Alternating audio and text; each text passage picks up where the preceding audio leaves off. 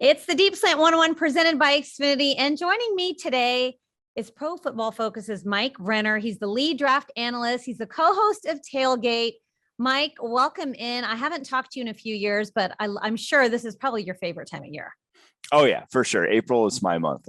From pretty much the start to the end, I am watching draft prospects, following this stuff, and there's nothing else I'd rather be doing. I think for draft analysts like yourself, the draft weekend is probably like the Super Bowl, Christmas, and your birthday all wrapped into one in a 3-day period. So how do you consume the draft? Where are you watching it, and how are you sort of following along and seeing where all these picks land? Well, it's tough because we do a live show. And so you kind of want to have a reaction, like you see a pick and you want to have a reaction, but you also want to be professional. You can't just like trash these guys and say, wow, that was an awful selection by them. So we have a live show that we'll be doing the 3 days here at PFF. All right. So the Texans have 11 picks in this year's draft, which seems like a cornucopia of picks considering what they've had the last few years. What are your overall impressions of this year's draft class? Like, what have you thought about the prospects and the talent level and how it's sort of distributed? I think it's a deep class. I don't think there's a lot of elite players, though. So at number 3 overall, where they're selecting, they may not be getting a slam dunk home run surefire thing like we've seen, like a Joey Bosa who goes number 3 overall. Like they may not be getting a player like that in this draft. But once you get to the second round, into the third round, you may be getting guys who other years had first round grades. In the third round, other years had second round grades. So I do think it's deep in that regard, but just doesn't have the elite players at the top that maybe we've seen in years past. All right. That's interesting that you say that. You yourself have Aiden Hutchinson out of Michigan as the number 1 prospect overall. What makes him the top prospect? And should he fall to number 3? Is that a guy that you would lean in and draft? Oh, yeah. I'd run in the card for Aiden Hutchinson, and I think the Jaguars would be crazy to pass on Aiden Hutchinson, despite the fact that maybe, they've drafted 2 defensive ends in the past 3 years. So in the first round, but he's that good because one, on the football field, no one could touch him. I mean, if you watched him at all this past season, every single game he dominated. Snap 1 to the last snap of the game, he brings it. And 2, he has that sort of mentality that you want when you're drafting a guy towards the top of the draft. Like he doesn't drink caffeine. He's a guy who is from the day 1 till the last day he leaves your building, he is going to set the tone, going to be a leader for you. And then he's a heck of an athlete. I think he's gotten underrated in that regard. His 3-cone, 6'7" 4 3-cone is insane for a guy that size, almost identical to Von Miller. And he's got 25 pounds on Von Miller coming out. So he is one heck of an athlete off the edge to where he's just a very safe pick. At the top of the draft, you don't want to whiff. You don't want a guy that's the bust that you're going to be talking about 20 years later on a show, talking about all-time busts. You want a guy that's going to make an impact on your football team. And to me, that's Aiden Hutchinson.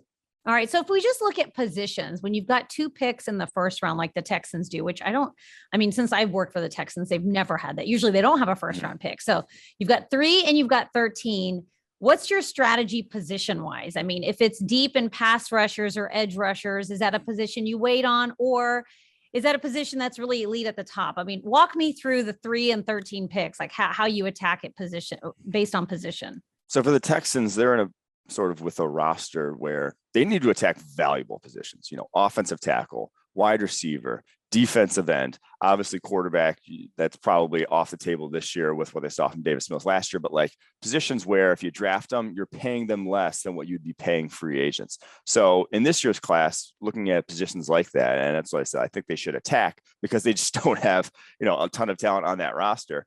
You wouldn't be drafting another 3 overall if you did, is offensive tackle. It is top heavy. There are about 3 or 4 guys that you want as top 10 picks, and then there probably aren't any of the rest of the draft. So if I'm drafting for the Texans number 3 overall, I'm looking offensive tackle because it's a position that pretty much everyone in the NFL needs, and there's just not a lot of them in this draft, but there are some good ones towards the top. So I'm looking offensive tackle early with that number 3 overall pick, because then you can wait on that pass rusher, wait on that wide receiver if that's where you want to go to pick number 13, because those are a little bit deeper positions.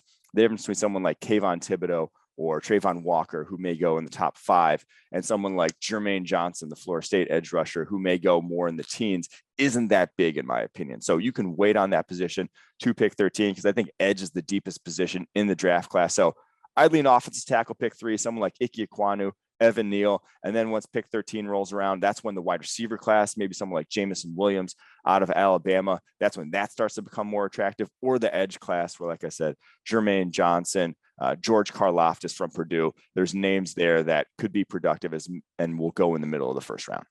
All right, you mentioned Davis Mills, so that's one position that the Texans, they probably don't need to address it in the first round, but what about the teams that do need to address quarterback with that first round pick? I mean, we saw the Saints and the Eagles already making some moves to sort of get some draft capital. Do you see a team that really needs to move up and take that number 3 spot? Who might be a player that's worth doing that for?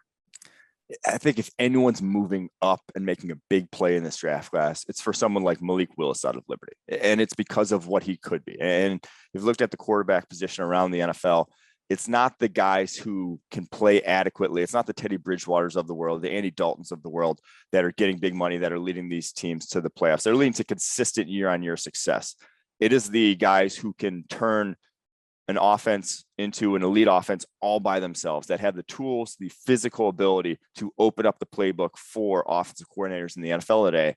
And that's Malik Willis. He has the strongest arm of anyone in this draft class. He's the best runner of anyone in this draft class. And he will, when he hits the ground from day one in the NFL, be a tier 1 in terms of arm strength and in terms of rushing ability, right up there with guys like Kyler Murray, Lamar Jackson, in terms of what he can bring on the ground. So that's what teams are chasing at that position. So if you're asking about a team that's going to, like the Saints, maybe give up 2 first rounders to you to move up to number 3 overall, it's going to be for a guy like that. It's not going to be, in my opinion, for a guy like Kenny Pickett out of Pittsburgh, who's not that tooled, but just plays the quarterback position very well, is very skilled.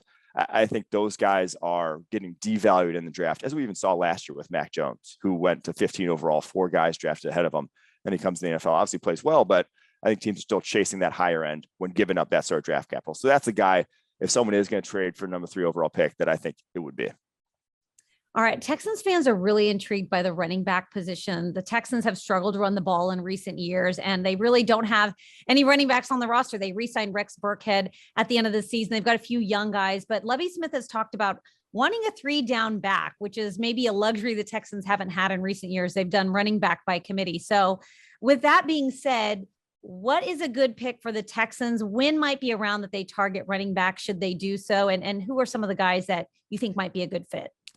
With that roster as it stands right now, how kind of far away they are in terms of just competing and being in play in the AFC, I'm not really going to advocate for drafting a running back in this class before like the 4th round, just because you can find starters at other positions. You need to fill out that roster, and running back, as we've seen across the NFL, just all too often when you draft them, they're not making it to their second contract. They're not making it past 4 or 5 years in the NFL with their usefulness. So not the greatest year to draft the running back position. In my opinion, there's 2 actual 3-down running backs in this class, and Kenneth Walker from Michigan State, Breece Hall from Iowa State.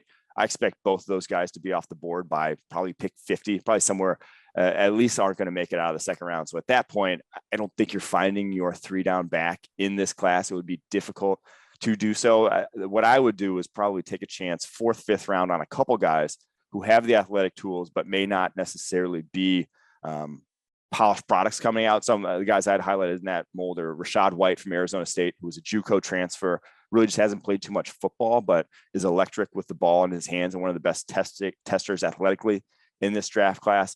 And then Zaquandre White from South Carolina, who was a backup there for them, but was a former top recruit, heck of an athlete, tested out really well at the combine, but never really got to see the football field. Those are 2 guys to where if you're going to look for that mold, you could probably find them in the later rounds. All right, Mike, it's the $1 million question. You're Nick Caserio. You've got the number 3, you've got the number 13 pick. Who are you selecting, or what are you doing with those picks? And I'm giving you the option of trades as well. What are you doing at number 3, number 13 in this year's draft?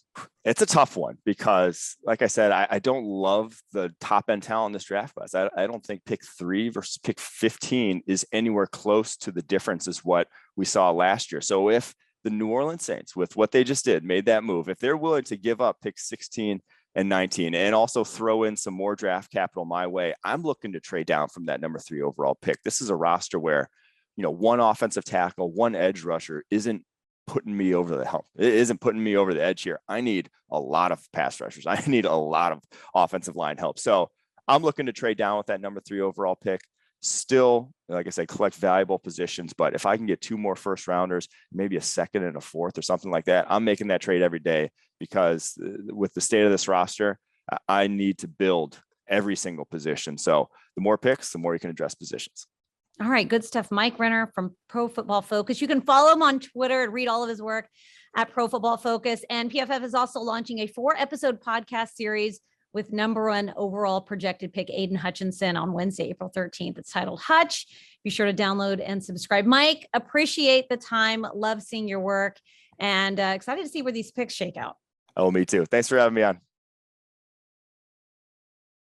Thanks for watching, and go Texans. Like, subscribe, and ring the bell for new content.